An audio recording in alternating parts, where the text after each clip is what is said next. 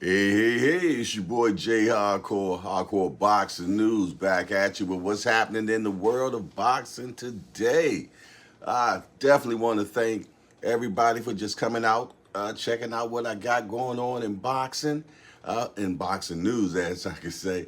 But we got some new stuff going on right now in boxing. First of all, we got Devin Haney is fighting this week. Devin Haney and Lomachenko is definitely fighting this weekend.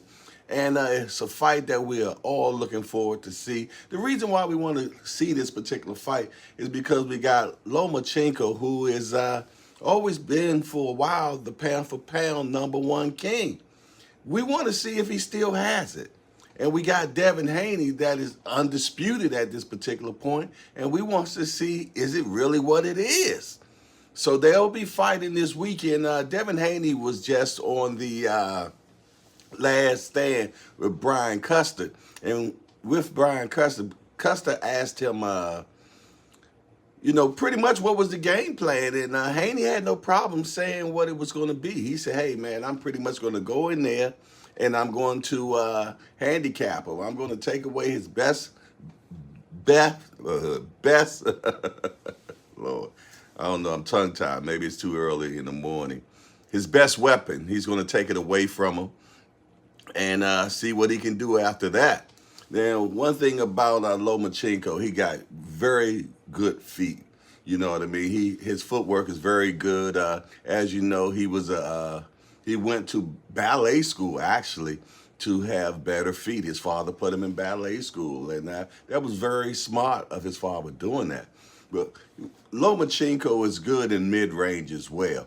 So if he can get past Devin Haney's lead hand and fight him on the inside, I think he'd have a better fight. But if he stays on the outside and tries to fight Devin Haney, he's going to get picked apart by that jab and that hook, man. And that's just what it is. But I know he's an intelligent fighter, and he already knows what he's going to have to do. It's just a point is, can he still execute it at this late age now? So that's what we got going on this Saturday. Moving on, we got Tyson Fury's father, John Fury, was being interviewed recently, and they was talking to him about Anthony Joshua and Deontay Wilder and what did he think. And he's like, well, we all know what's going to happen. But in mid-sentence, then he changed it. He said, well, you know what? If Anthony Joshua catches Deontay Wilder on the side of the head where Fury cracked his head, he has a chance of knocking him out. So they still have a lot of displeasures with Deontay Wilder, being as though they feel though that Deontay Wilder was a sore loser by saying that they was cheating and this, that, and the other. But we all know about that whole story. But yeah, it was just kind of funny that John Fury, in the beginning, he was like, "We know what's going to happen. Anthony Joshua's going to get chinned," and then mid-sentence, he was like, "Oh well, he'll probably knock him out if he catch him right on that side of the head." So I thought that was pretty funny. Hector Garcia will be fighting Lamont Roach. They have put in a purse bid now because of the negotiations, and both sides said that they were actually moving pretty good and they had got an extension on the negotiations. But the WBA was like, nah, we need to go ahead and make this a purse bid, and they set it up for May 25th. And the minimum amount of the bids can start at is $120,000. So we're going to see what's happening with that. It actually is supposed to have been Hector Garcia and Gary Russell Jr., but we're not sure what happened. You know what I mean? Because that would have been for a title. And Russell does not have a title right now, but I'm not sure exactly what happened for that fight not to transpire. But the Garcia and Roach fight will be on purse bid, and we're looking to see that fight soon. What else we got? Usyk and Dubois. That's another fight that's going to purse bid. Obviously, they can't get together on the negotiations, so they have been sent to purse bid as well, and that's for May 25th as well. Well, actually, let me get it correct. It's expected to go to purse bid. It hasn't hit purse bid yet, but they said that it's pretty much installed right now, that the negotiations are not moving any further, so they're trying to get that done. And as you know, they're trying to put together that real big fight in December with Usyk and Tyson Fury and Deontay Wilder and Anthony Joshua in December in Saudi Arabia. I call it the heavyweight extravaganza, and I personally want to definitely see that. But I feel though that this Usyk and Dubois fight will have to be first, and then if he wins that fight, he'll be able to fight Tyson Fury. If not, I guess it'll be will be Dubois. So who knows? Stanionis and Virgil Ortiz is finally for a go. That's going to be for July the 8th at AT&T Center. And that fight has been put off for a few times. Recently, it was put off. Now, I can't pronounce this, rhabdomyolysis. And they said Virgil Ortiz had a flare-up of that. And that's why it stopped the time for it when it's supposed to happen before. So we are looking to see that fight July the 8th. And the winner's supposed to be the mandatory for Errol Spence. But as we know, that welterweight division is just clogged up right now. We don't know what's going on in that welterweight division right now, and who knows when we will know something. Because until Crawford and Spence is made known what's going on, everything else is in a standstill. And why? I don't understand why the other welterweights fights can't be announced and this, that, and the third.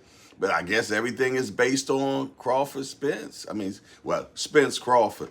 So I guess we'll find out exactly what's happening on that. De La Hoya. De La Hoya was had a few interviews recently. And one of the questions he was asked is about the Ryan Garcia fight.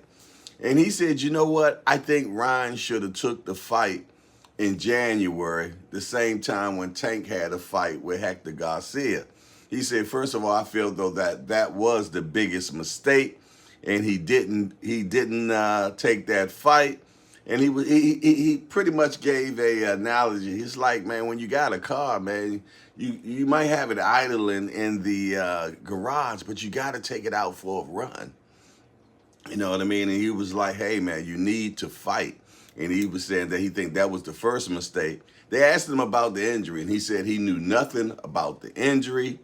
They asked him about the mole. He said he don't know who the mole is. He would love to find out who the mole is. And the last question was, what was that? The last question, y'all know I get a memory lapse sometime. Oh, the last question, hold on, I got it.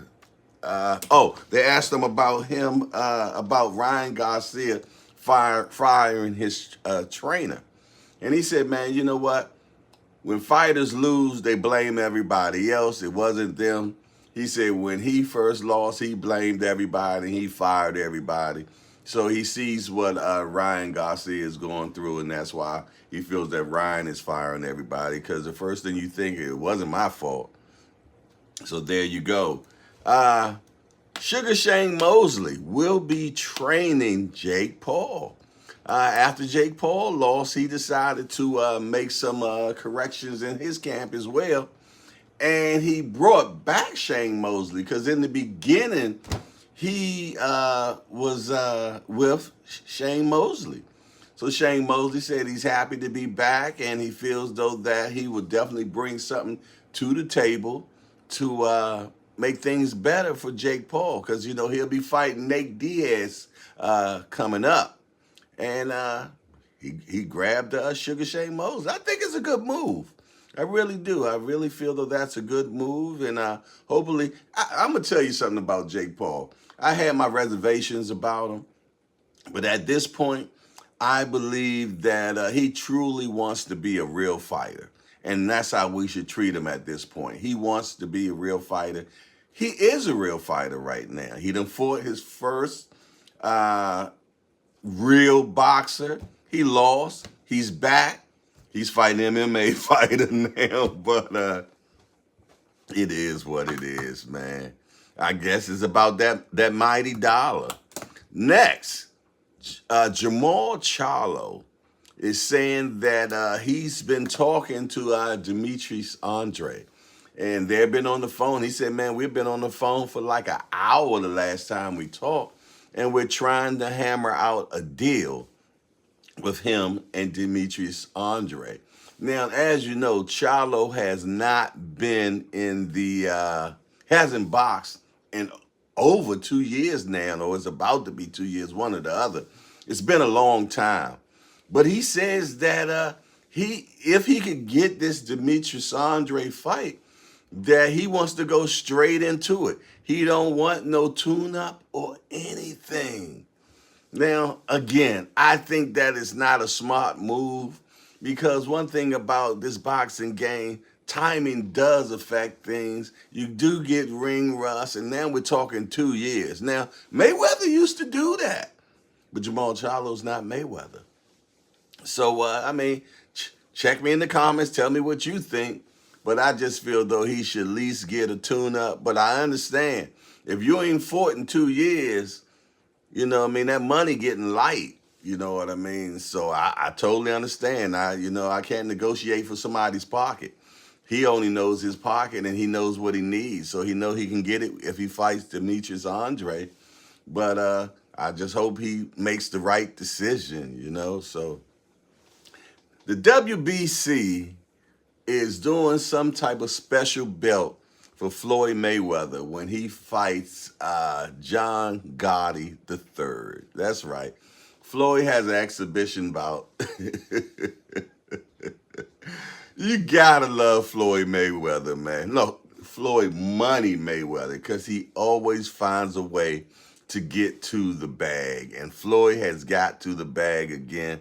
And this time, he is fighting John Gotti's grandson. And he's a big guy, big muscular dude and everything. And I believe he was in MMA first, and now he's doing boxing. And Floyd is fighting him. I believe it's June the 11th. And the WBC President Suleiman said that they're going to do a special commemorative belt for Juneteenth for Floyd Mayweather. But then I had the question, well, how about John Gotti wins the fight?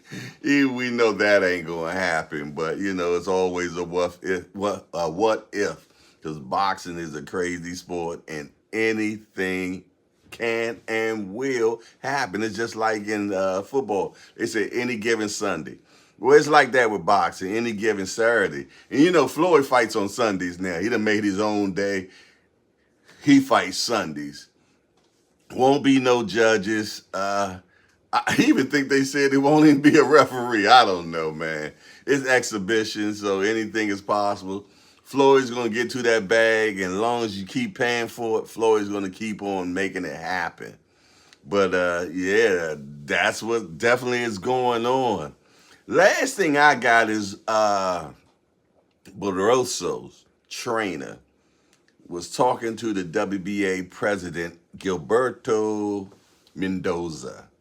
And Gilberto Mendoza says that, it should be a rematch for this particular fight.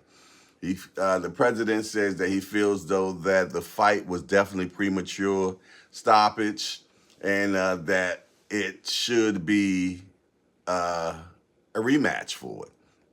The trainer said he will definitely be putting in for a rematch and see what happens.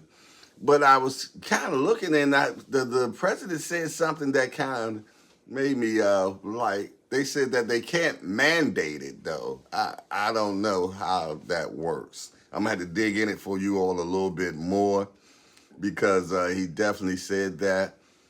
But yeah, they're definitely saying that they're going to put in for it, and I think they should. Now, the other day I said that he was winning on 2 cards. In actuality, he was winning on 3 cards. So please forgive me for that. But yet they're saying that they're going to apply for it, and I think they should apply for it because when the referee stopped the fight, I can't see exactly what he stopped it for. And then they said the trainer said he even asked Weeks, "Why did you stop the fight?" And Weeks didn't even answer him whatsoever. You know, so that's, I mean, you should at least be able to give somebody a reason why you stopped them from being world champion.